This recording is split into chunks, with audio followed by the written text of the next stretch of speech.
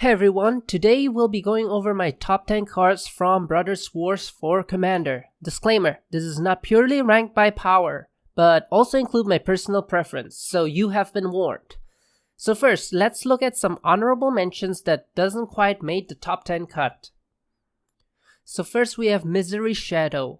It's a one-sided graveyard hate, which is always awesome. The pump ability is very meh, but it can keep itself relevant later in the game since oftentimes mono black can produce a bazillion of mana. However, unfortunately this will be totally overshadowed by Dauthi Voidwalker, which just does so much more. Next we have Hostile Negotiations. It's sort of like a fact or fiction, but a little bit more chaotic in that you have a better chance to get the better pile since your opponent has less information. But then at the same time, you don't have any say on the piles themselves, which in fact or fiction, you'll be the one who do the separation. But on the surface, 4 mana for 3 cards at instant speed, I would say that's pretty solid. The next honorable mention goes to Mechanized Warfare. It's like a mini Torbran, but it also amplifies artifact damage. So might be good in mono red decks that also have a lot of artifacts. Go white decks that has a various artifact creatures, for example Thopters and whatnot, can really utilize this. And our final honorable mention here is Steel Seraph. It's a solid low CMC angel. It's like a mini angelic skirmisher if you know that card. However, it only targets a single creature, so it gives those keywords only to a single creature and only during your combat. So it can be a very versatile beater because it's a 3/3 flyer for 3. And it can get itself Vigilance to make itself a blocker, Lifelink to stabilize, or it can give something else, Evasion through flying, so you can get through. And of course, you can also cast this for 6 in the late game if you have extra mana. That part isn't that exciting. I think it really shines as a 3-drop angel. So now let's head in for the top 10. At the 10th place, we got Gix's Command. It's probably my favorite one out of the new command cycle.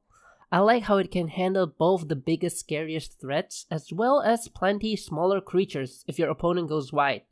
And since you can choose and mix and match between those 2 removal modes, it has very good potential for leaving you ahead after playing this.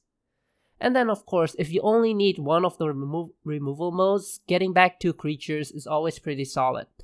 And then I guess there are times where you want to buff your creature with +1/+1 counters, but that's probably, I imagine you're not going to use that pretty often. So at the 9th place we got Tocasia's Welcome. It's sort of a variation of Welcoming Vampire. The trigger has similar restriction of 1 or more creatures and once per turn. Other than that, it's very easy to trigger, and I think the 3 mana value requirement might even be easier to satisfy than Welcoming Vampire's 2 power requirement. Remember also, generic creature tokens will trigger this, regardless of its size. At the 8th place, we got Machine Over Matter. 2 CMC has been always the sort of standard for bounce non-land permanent effect at instant speed. However, having the possibility to cast this for 1 is simply amazing. And if you build around artifact creatures or at least have some in your deck, I think it will be pretty easy to achieve this. Now in the 7th place, we got Skystrike Officer. It's sort of a Haywire Garrison or Cranko-like creature that make creature tokens on attack, but it's in blue and it's a soldier. One thing about these type of creatures is that getting the trigger is often tricky, because it has to attack and sometimes there's just no good attack. So the biggest difference here is that Skystrike Officer has evasion, which makes it more often than not just safe to attack and generate value from there. Oh, and apparently it's also a draw engine that fuels itself. So yeah, just a very solid card. Coming in the 6th place is Loran of the Third Path. So it's pretty much a white reclamation sage, probably the cheapest white creature with this kind of ETB effect. So we recently also have Marine Space Devastator, which has a similar effect but costs 4. However, I think the 3 cost here is very, very relevant since many white cards seems to place some sort of limitation or requirement based on 3 mana value. If you think of cards, recursion cards, especially like Sun Titan or Sevin's Reclamation, they both have 3 mana value restriction. And the card from earlier that we mentioned, Tocasia's Welcome, that draws you a card, it also caps its effect at 3 mana value. And as a bonus, this card can also draw you cards when really needed. Giving a card to an opponent that is most behind is not really that bad. And in 5th place, we get Myrel, Shield of Argive. So it's sort of like a more expensive Grand Abolisher that can also be in the command zone. And the other half is sort of a Cranko that generates tokens, but it generates these tokens a lot faster because they double every turn, pretty much. And I actually played against this recently, and boy, those soldier numbers grow fast. And yeah, these two ability I think really synergizes well. The silence effect ensures that there's no shenanigans your opponents can pull off when you attempt to attack to double your soldiers. Coming in number 4 is Haywire Mite. It's a pretty much more efficient but limited Caustic Caterpillar or Cathar Commando. So the downside, of course, here is that it doesn't hit creatures, but the big upside, it's cheaper, it only costs 2 to pull off the effect, and it exiles, which I think is super relevant, especially in Commander, where every single deck probably cares about the graveyard in one or the other way. In the 3rd place, we got Brotherhood's End. So it's kind of a mix between Anger of the Gods and Meltdown, and both of these effects are often very relevant for Commander. The thing is, each on its own, however, it can sometimes be a dead card, where the board state, it's just not relevant. So having both modes pretty much guarantee there's almost a use for it. Coming in the 2nd place, it's Sardian Avenger. This is what I call the anti-Dockside Goblin, or it's trying to be one at least. But anyway, it's a very solid 2-drop beater that scales well with artifacts opponents control. It doesn't count enchantments, huh? I see, wizards, I see. But anyway, it's still pretty solid for a 2-drop that can grow as the game progresses, sort of like a Tarmogoyf. And it has First Strike and Trample, which is so good for combat. And yeah, as a bonus, it also punishes treasure and heavy artifact recursion.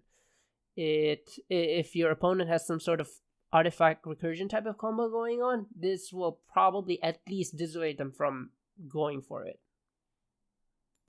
And coming in 1st place, Awaken the Woods. So I covered this in my other video too, my top 3 green cards from Brothers Wars. But yeah, this card just does so many things and is relevant for so many decks. Obviously, trigger landfall like crazy, Avenger of Zendikar, Tireless Provisioner, Lotus Cobra, you mentioned it. Any landfall will just go crazy with this. It's also a flexible ramp at a pretty good rate. The worst is probably ramping 3-4-1, but once you get to the 4-4-2 rate, that's a pretty standard rate for CMC ramp cards. And then once you get to ramping 5-4-3 or 6-4-4 lands, that's when value gets really out of control there.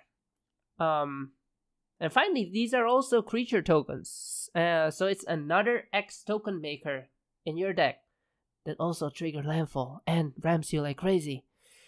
So one deck that obviously would love this is Jedmir, right?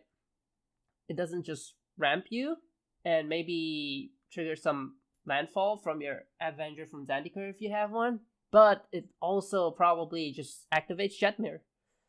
So yeah, overall, solid card that I expect to see play in a lot of different decks. So those are my top 10 cards from the new Brothers Wars set that I'm excited to see play in Commander. I'm curious, what are your top 10 cards from this set, and what are you excited playing and seeing more? Tell me in the comments, and also if I miss anything, please let me know. Yeah, with that, I'm Looking forward to play this card. I hope you also have fun with them. Thank you for watching, and if this is useful or you find entertaining at all, please leave a like and consider subscribing. Again, thank you for watching, and I wish you an amazing day. Bye-bye.